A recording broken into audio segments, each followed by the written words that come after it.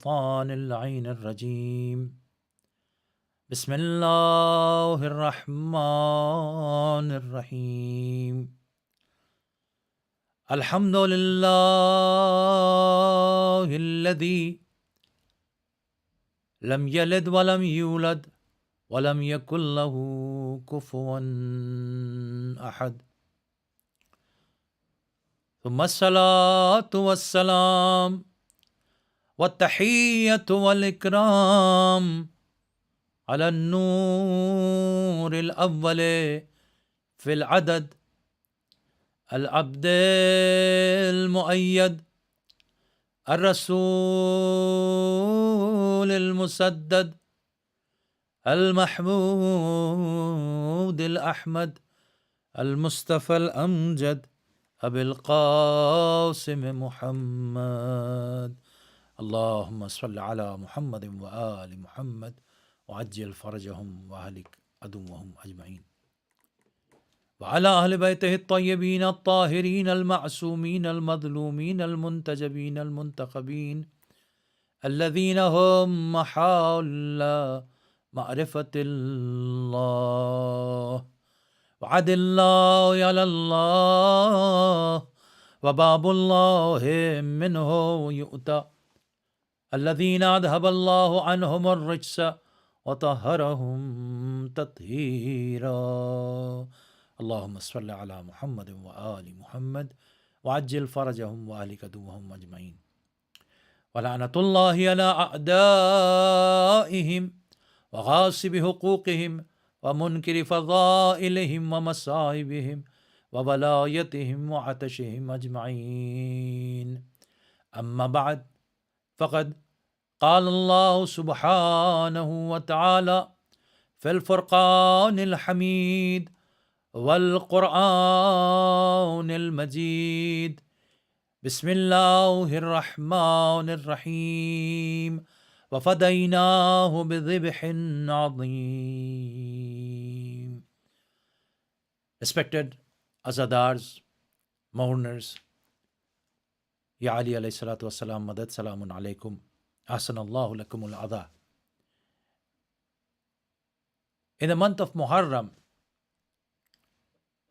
not only in every area where Shias live, locally they experience a drastic change in their lives. They also see the change at national and international level. And because of that, people of every age, they have different questions in their mind.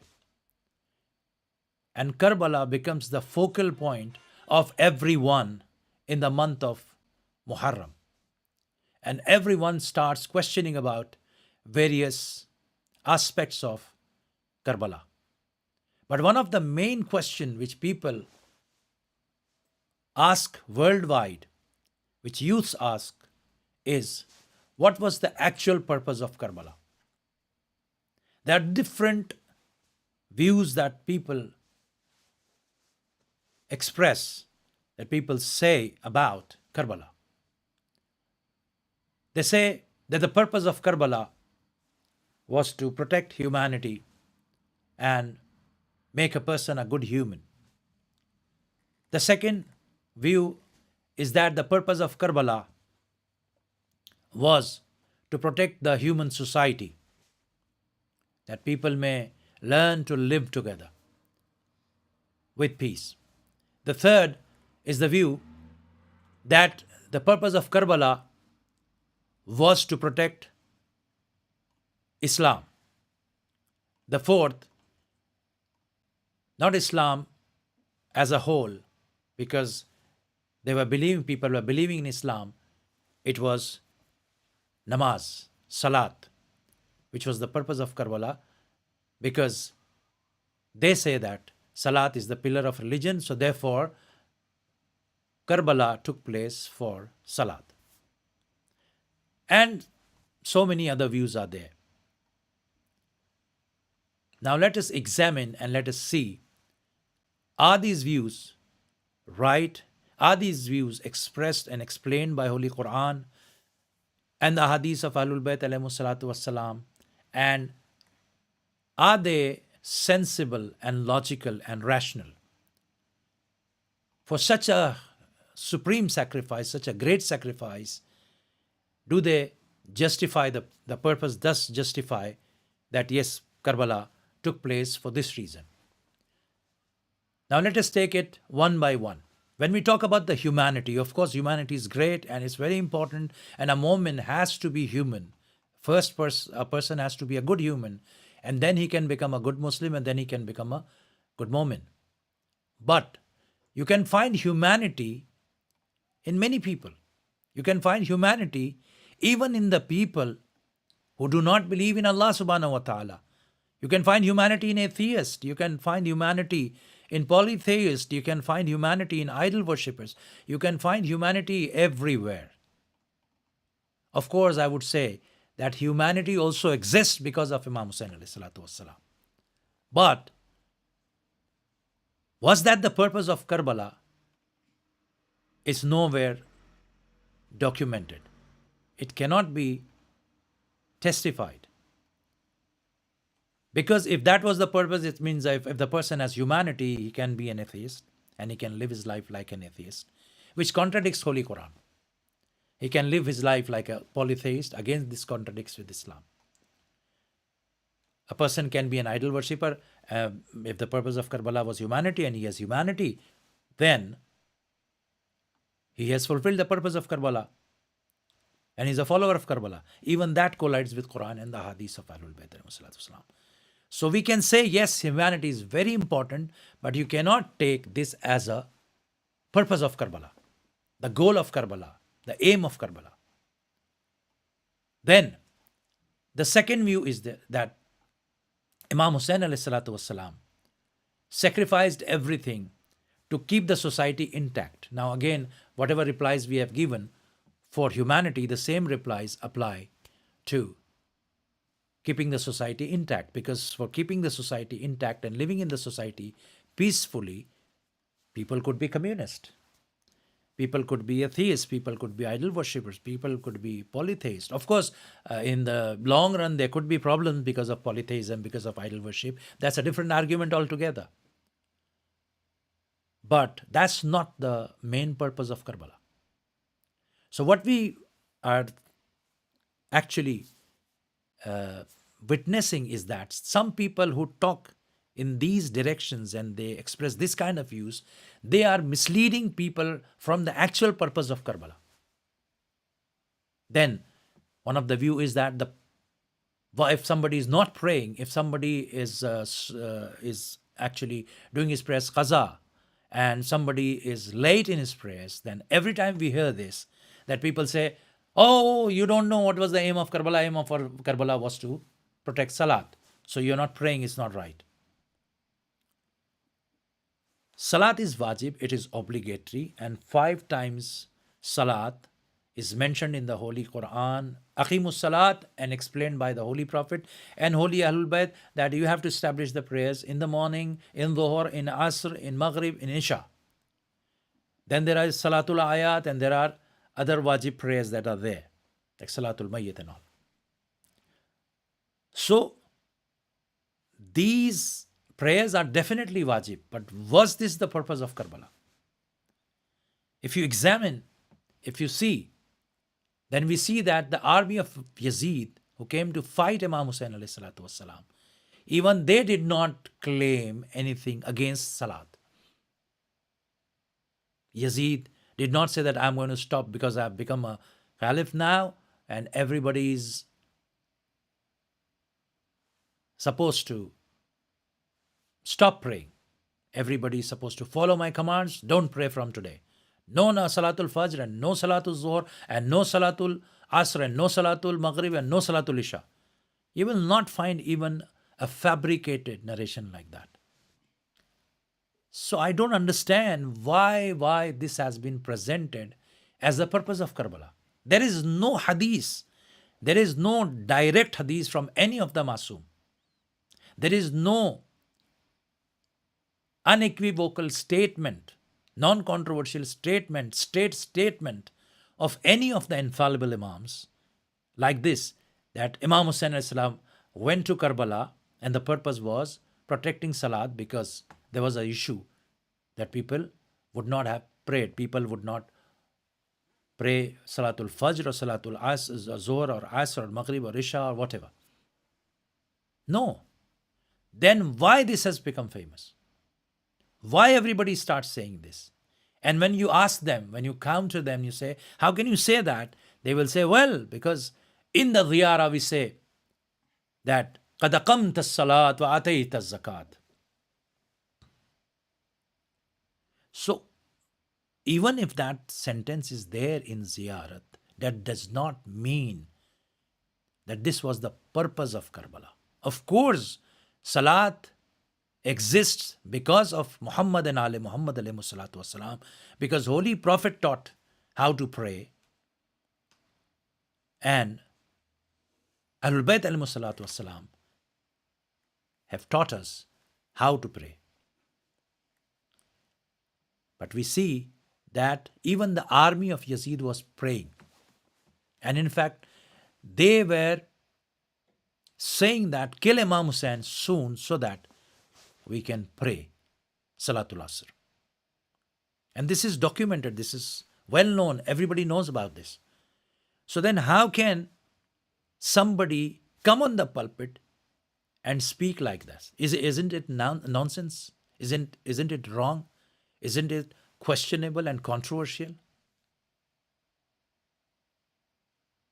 That is why we see in the other sects, they are satisfied by Salat. They're saying that anyway, the purpose of Karbala was also Salat, so we are praying is more than enough. There may be some differences in the method of praying, in the method of wuzu, in the method of folding hands or not folding hands, but that is also because of the narrations or because of their fuqaha or whatever. So the purpose is served. So why you are mourning now? If the purpose of Karbala was Salat, so we are praying more than you. And not only that, they are establishing prayers in the month of Ramadan, and that is the prayer called Taraweeh, which was not prayed by Holy Prophet and which was not taught by Ahlul Bayt alayhi salatu wasalam. But they say anyways, the purpose of Karbala was Salat, so why you are objecting on that? In any case, it is Salat. So then you bring other arguments that whether it is on innovation or not innovation, all that. But if it is the purpose of Karbala, then people say, what's wrong if we are praying more? So this cannot be correct again. Then Islam as a whole was protected by Imam Hussain alayhi salatu wasalam, and that was the purpose. So again, if we examine, we see that was Islam the main reason? Because today we see that Islam exists in different forms, in the form of different sects all around the world. And among 8 billion people, there are more than 2 billion Muslims. But are they all following the Islam of Imam Hussain alayhi salatu wasalam or not? Which Islam did Imam Hussain alayhi salam protect? What was the purpose? So nobody is giving a clear-cut answer that what was the main agenda, what was the main purpose. Because a person would come and ask that if Islam was the issue, then who were the killers of Imam Hussain? They were also Muslims. And they had arguments, and even today people dare to say that Na'udhu billah, Na'udhu billah, Na'udhu billah, Yazid, the cursed, was the righteous caliph as per the bylaws of Saqifa, and Na'udhu billah, Na'udhu billah, Na'udhu billah, Imam Hussain alayhi salatu wasalam had to do bay'ah of Yazid because everyone else had done the bay'ah, including many companions, many tabi'een. So the question is, was Yazid a Muslim? Was the army of Yazid Muslim?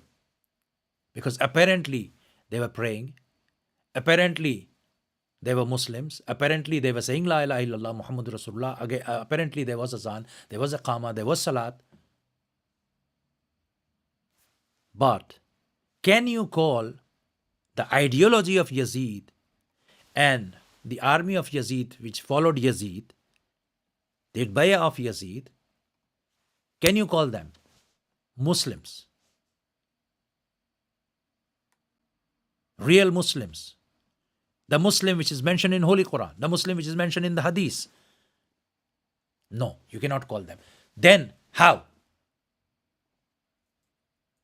And even today, the people who follow Imam Hussain alayhi salatu wasalam and who go to Karbala, majority of them, 90%, more than 90% people, are the followers of Ahlul Bayt alayhi salatu wasalam. We respect those who come from other religions and other sects. But the fact is, the main people who go there for ziyarah, for pilgrimage, are the Shias of Ahlul Bayt alayhi salatu wasalam, are the followers of 12 Imams alayhi salatu wasalam. So again, the question remains that which Islam Imam Hussain alayhi salatu wasalam protected? And actually, was it the main purpose? Or there is some other answer to it? And why people say all these sort of things? They quote some verses of Quran, they quote some of the letters of Imam Hussain alayhi salatu wasalam, and because of that, they give the wrong message to our youngsters. They give wrong message to our brothers and sisters and elders as well. And who's giving this message? Those who come on the pulpit. They've got great responsibility. If I know English and I can convey something to my youngsters, it's my responsibility to first understand the purpose of Karbala myself. And then only I can convey. If I do not understand it myself, how would I convey it to others? And that would mislead people. That's why we see today that the youths are not able to differentiate between the purpose of Karbala and the political war. You can see that worldwide, the political scholars, the political mullahs, the political maulavis, the political leaders are presented as the inheritors of Karbala, are presented as those who are fulfilling the purpose of Karbala, those whose goal is the goal of Karbala. Their ideology is the ideology of Karbala. And they are saying our stand is like the stand of Karbala, Imam Hussain alayhi salatu wasalam in Karbala, naudhu billah, naudhu billah, naudhu billah. And the youths are not able to differentiate between the current scenario of the political situation and the political wars and the political agreements and disagreements and the geographical borders and the actual purpose of Karbala. Who's responsible for this situation? Definitely those who are known to be scholars. It's me. It's others. Whether they are wearing a cap or they are wearing a turban, a mama, they are still in the Hawza, or they have studied from the Hawza, or they have studied the Ahadith of Ahlul Bayt alayhi salatu wasalam and Quran and the Tafsir of Ahlul Bayt on their own or from some scholars. And then they are delivering lectures and they are reciting Majlis. They are responsible. And they are unfortunately not explaining the actual purpose of Karbala. What they are saying? They are saying there's a verse in Quran which says, Bismillahir Rahmanir Rahim, وَمَا خَلَقْتُ الْجِنَّ وَالْإِنسَ إِلَّا لِيَعْبُدُونَ. That we have not created the jinn and the men but for the worship of Allah subhanahu wa ta'ala. But the same verse is quoted by Nasbi. The same verse is quoted by Salafi. The same verse is quoted by Wahhabi. The same verse is quoted by any Saqifai. And they say that the ibadat is not for Imam Hussain, ibadat is for Allah. So we are fulfilling the purpose of creation. Why you bring Karbala in between? And if you do the zikr of Imam Hussain, you are supposed to do the zikr of Allah. And then they accuse Shias of, naudhu billah, doing a wrong act. They accuse Shias of polytheism. They put the blame that they are astray and they've gone away. And the same verse is quoted. And unfortunately, even from the pulpit of Shias, the same kind of ideology is presented. That the actual purpose of our creation is salat, and our creation purpose is saum, and purpose of our creation is hajj, and the purpose of creation is this and that. Of course, Islam is a whole package. There is salat in that, there is zakat in that, there is hajj in that, there is khums in that, there is jihad in that, there is amr bil ma'ruf and nahy anil munkar, but it is with the conditions. How will salat be accepted? There is a condition. How will saum be accepted? There is a condition. How is hajj going to be accepted? There is a condition. How is zakat going to be accepted? There is a condition. There is a nisab for that, and plus even for acceptance, there is a condition. Khums, there is a condition, which other Muslims don't take out. Jihad, in the ghaibat of Imam, in the occultation of 12th Imam, there is no jihad. But our youths are not able to understand that whatever is happening right now is a political war initiated by mullahs without the permission of 12th Imam. Why? Because they have misunderstood purpose of Karbala totally. They do not know what is the actual aim, actual goal of Karbala. In fact, they are objecting, and a lot of speakers I've heard, they are saying that if you are not talking about the political killing, if you're not talking about the political war right now, if you're not talking about taking a stand against the so-called oppressors all around, then there is no point in mourning for Imam Hussain. They dare to say these kind of things, unfortunately, from the pulpit, because they haven't understood the actual purpose of Karbala. My question to them is very simple. If you think that fighting somebody today is very important, whether it's America or Israel or Jew or anybody, Zionist or anybody, what do you think? Was it not more important in the time of Banu Umayyah? Was it not more important in the time of Banu Abbas and other oppressors? If you are saying that it was wasiyah of Imam Ali alayhi salatu wassalam, kun lidhalimi khatma walil madhlumi auna, that be the enemy of the oppressors and be the supporter of the oppressed one, then do you think that you are trying to teach Ahlul Bayt alayhimu salatu wassalam that what they were supposed to do? Then the first question would be, why didn't Imam Ali gathered an army and did something? Why was he quiet for 25 years? Why did Imam Hassan put the condition and gave the rulership to Muawiyah with the conditions in the peace treaty?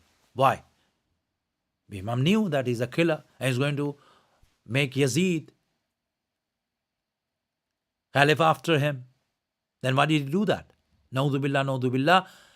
It would be like those people with the mindset that did not consider the greatness of Imam Hassan alayhi salatu wasalam, did not know, did not believe that whatever he says is from Allah subhanahu wa ta'ala, is from Holy Prophet sallallahu alayhi wa sallam. He's the Imam, he's the Hujjat of Allah. Naudhu billah, naudhu billah. They use such titles for Imam Hussain alayhi salatu, Imam Hassan Mujtaba alayhi salatu wasalam, that I can't even use from the pulpit.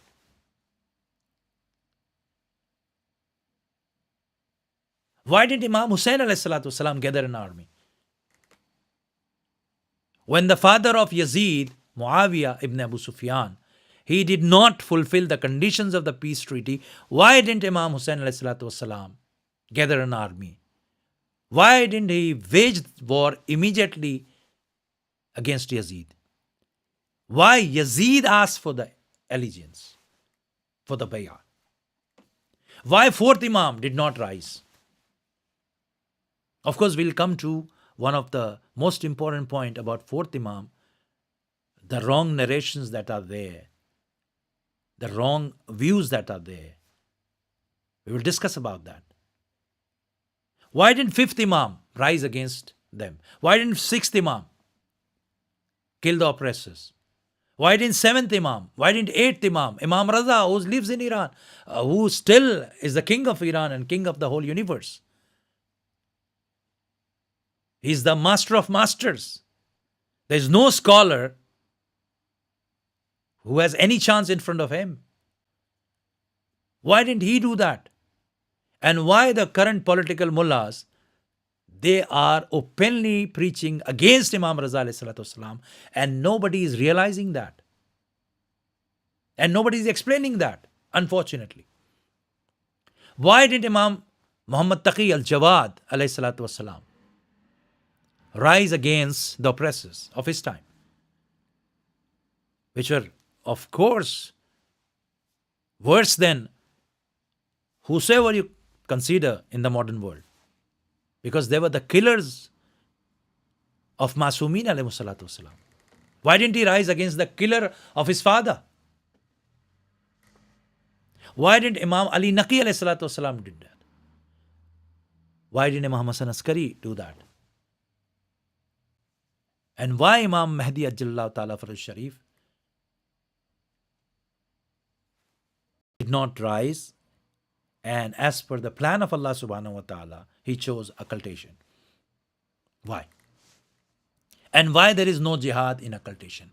And why Shias today are drifted away, are taken away from this fact that in the occultation of 12th Imam, without his permission, you cannot kill anybody, you cannot wage war against anybody, and you may hate, you may dislike, you may say verbally against people who are oppressing, if you are in that position, but you can't wage war. You can't say, I'll wipe you out, I will do this or I will do that. You can't wage proxy wars. You can't supply weapons. You can't take support of Nasibis, Talibanis, Al-Qaeda, Hamas.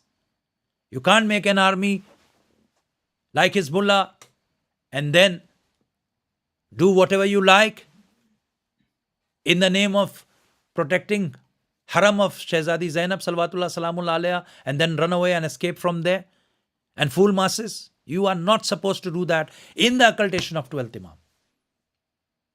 If this was all to be done, it would have been done by the Shias and the followers of Imams alayhimus salam by their order. They did not do that.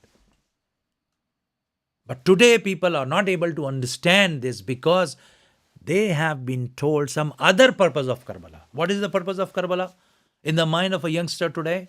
The purpose of Karbala is to take a stand against any oppressor, whether it's Jew, Christian, anybody. And openly they are having weapons in their hand and openly they are preaching these things.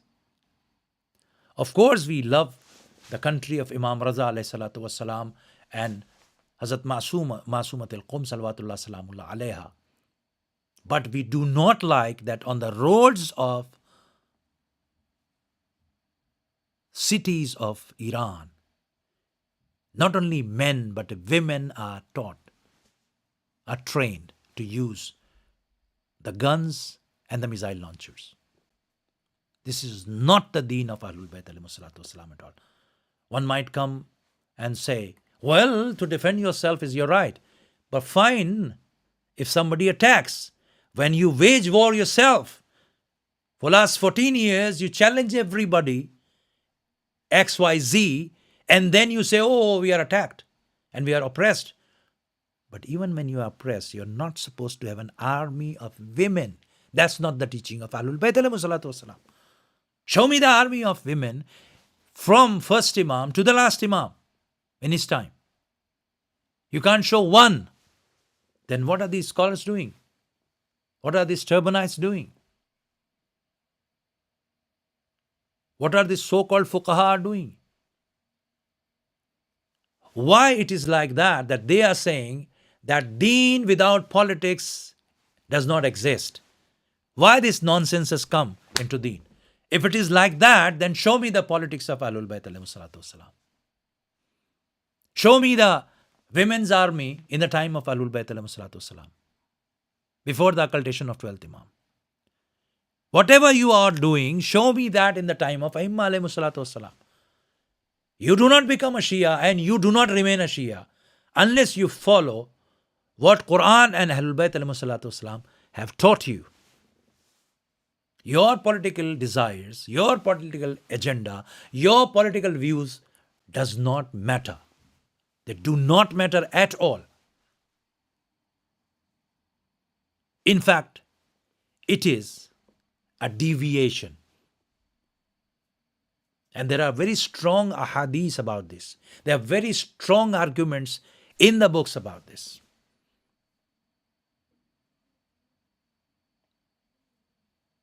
You can see the topic in which we have clearly mentioned. I could have not mentioned the conclusion, but purposely I mentioned, and we mentioned purposely from Vilayat Media in this live Majlis, purposely we have mentioned purpose of Karbala ALIYUNWALIYULLAH, and we'll prove it inshallah in these majalis. But one thing is very clear, very, very clear, crystal clear, that any political mullah cannot prove any of his points from Quran and the teachings of Ahlul Bayt alayhi salatu wasalam. Whatever war they are waging, political wars, that is not the purpose of Karbala. If somebody from media or somebody from other religion or somebody from amongst atheists, somebody from amongst Christians or Jew is listening to this or will listen to this, I as a Shia, as a small student of the University of Ahlul Bayt alayhi salatu wasalam, I openly challenge all the political scholars that they are not following the teachings of Ahlul Bayt, and whatever they are saying is not the purpose of Karbala at all. Whatever they might say, they cannot prove any of the points.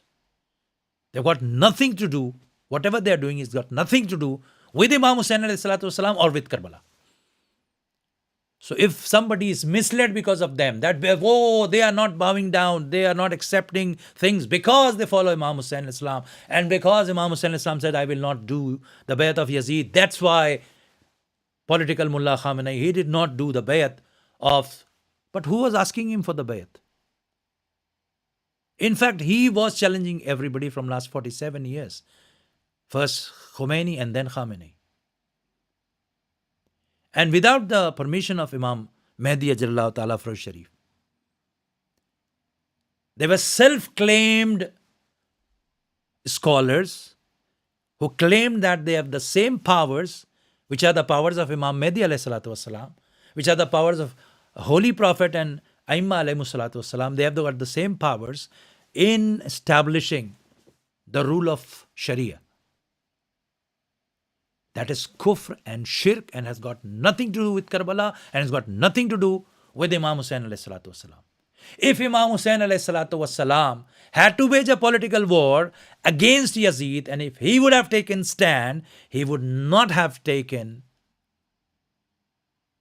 the Holy Queen Hazrat Zainab Salawatullah Salamullah alayha with him. He would not have taken Hazrat Ali Asghar alayhi salatu wasalam with him. Imam Hussain alayhi salatu wasalam would not have taken all the family members and the women of the household of the Holy Prophet sallallahu alayhi wa sallam. It was definitely it was not a political movement of Imam Hussain alayhi salatu wasalam. Imam Hussain alayhi salatu wasalam definitely did not rise for any of these purposes which the so-called political scholars are saying. In fact, Imam Hussain alayhi salatu wasalam was clear that I am going to do Islah of my ummah. My question to the listeners is that in which thing people needed Islah? They were praying, they were keeping fast, they were doing other things. What was the thing from which they were deviated? Who deceived them? What happened? If you go to see, it's very straight and very clear. Karbala is Zibh Azim, and it took place for Nabai Azim. The purpose has to be great. And what is Nabai Azim? If you ask the Holy Quran, what is Nabai Azim? Naba is news. Quran says, Allah subhanahu wa ta'ala announces, Bismillahir Rahmanir Rahim, Amma yatasa'aluna anin naba'il ladhim. Amma yatasa'aluna anin naba'il ladhim. Alladhina hum fihi yakhtalifun. That they are asking you about the greatest news about which they dispute. When Ahlul Bayt were asked that, what is this Nabai Azim? They said, Vilayatun Ahlul Bayt. Vilayatu Ali ibn Abi Talib alayhi salatu wasalam. Aliyun Waliyullah is Nabai Azim. So Zibh Azim, that is Karbala, was for Nabai Azim. It means the purpose of Karbala was Aliyun Waliyullah.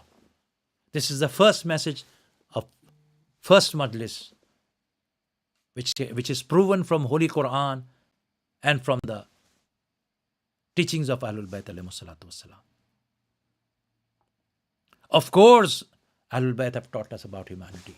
Of course, they have taught us about living peacefully in the society. Of course, they have protected Salat as well. Of course, they have taught the right way to pray as well.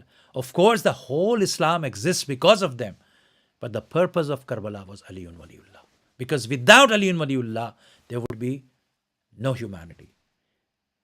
Without Aliyun Waliyullah, there would be no peace in the society. Without Aliyun Waliyullah, there is no purpose of Salat. Salat will not be accepted.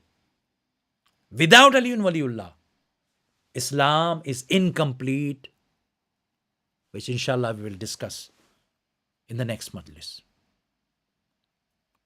But the way Imam Hussain ﷺ left Medina, nobody can say, and nobody should ever compare this with the current political war that is going on.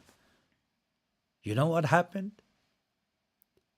Imam Hussain ﷺ came to the grave of his grandfather, Holy Prophet, and he started crying and saying, Oh, Jaddi, I'm leaving Medina. People were living like animals. You made them humans, and then you made them Muslim, and then you tried to make them Mu'min. But see what they are doing. They are not allowing your grandson to live peacefully in Medina. Oh my Jad, I am leaving Medina and I don't know when am I going to return to Medina. I will not return to Medina. I am leaving Medina forever and now I will stay in Karbala. And people witnessed that the grave of the Holy Prophet was trembling. There was earthquake in Medina.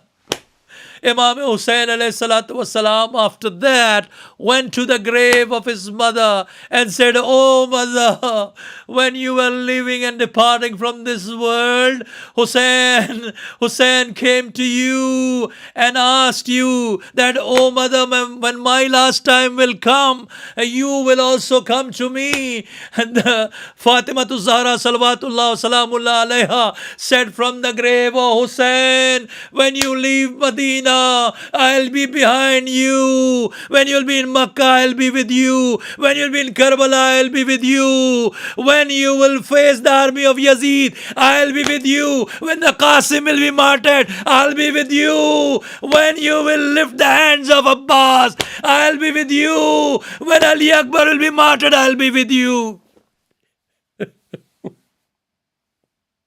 Imam Hussain ﷺ after that started preparing to leave Medina.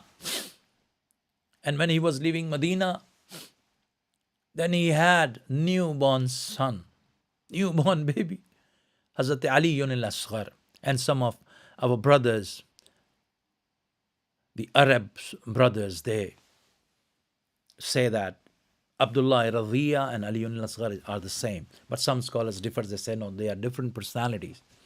And both were there in Karbala. Anyways, Hazrat Ali al-Asghar, when Imam Hussain والسلام, made the list, he asked Hazrat Abul Fazl Abbas to write everyone's name, the name of every woman, the name of every daughter that he had to take with him, the name of every lady, the name of every son, the name of even the newborn Hazrat Ali al-Asghar. But he did not ask Abul Fazl Abbas to write the name of Fatima Sughra. As per the narrations, this was one of the daughter of Imam Hussain Islam, was very similar to Hazrat Fatima to Zahra. And when she asked, oh my father, everyone is leaving, how Fatima Sughra will stay in Medina? Imam said, oh Sughra, you don't know what is going to happen to your father. And after that, how all the women will be captives, will become captives of Yazid. And how they'll be treated. They'll be without rida. Oh Sughra, you are just like my mother. Hussain cannot bear that my mother is without rida. Hazrat Sughra salawatullah salamullah alayh, she still wanted to go with Imam Hussain, and she did not find any reason how she could accompany. She did not find anyone. She went to the mother. She refused. She went to the aunt, Hazrat Zainab. She refused. She went to Hazrat Abul Fazl Abbas. He refused. Did not say anything. Then she thought, if I have Ali al-Asghar with me, and the name of Ali al-Asghar is in the list of Karbala, then my father is going to take me, and I will say that I'll be a caretaker for Ali al-Asghar. Oh Father, take me with you as a caretaker of Ali al-Asghar. Ajrakum Allah, Jalakum Allah min al-Bakin. Oh, the mourners of Imam Hussain. She tried everything, but Imam Hussain والسلام, said to Zainab, oh Zainab, go and take Ali al-Asghar from Sughra. When Hazrat Zainab came, Ali al-Asghar did not come to her. Then Imam Hussain said to Rabab, oh Rabab, go and take Ali al-Asghar from Sughra so that we can leave for Karbala. When she came, Ali al-Asghar looked at mother, smiled, but he still remained in the laps of Sughra.